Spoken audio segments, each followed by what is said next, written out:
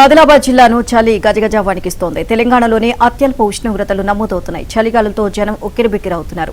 పొద్దెక్కిన పొగమంచు వేయడం లేదు. చలి తీవ్రత తగ్గడం లేదు. చుట్టూ దట్టమైన అడవులు, వాగులు, వంకల నుంచి వీచే శీతల గాలులతో గిరిజన గ్రామాలు శీతల ప్రదేశాలను తలపిస్తున్నాయి. ప్రజలు బయటకు రావాలంటేనే వణికిపోతున్నారు.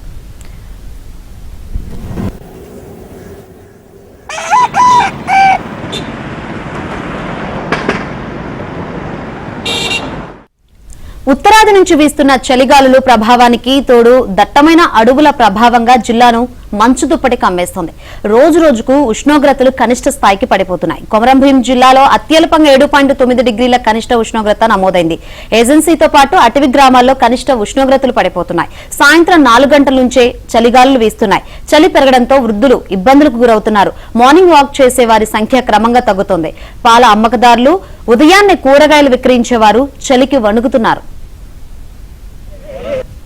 ఉమ్మడి ఆదిలాబాద్ జిల్లా మంచిర్యాల, ఆదిలాబాద్, ఇటు కొమరం జిల్లాలో గత సంవత్సరం కంటే ఈ సంవత్సరం చలి తీవ్రత పెరిగింది. కనిష్ట ఉష్ణోగ్రతలు రోజు రోజు పడిపోతున్నాయి. గత సంవత్సరం కంటే చలి తీవ్రత పెరుగుతున్నది.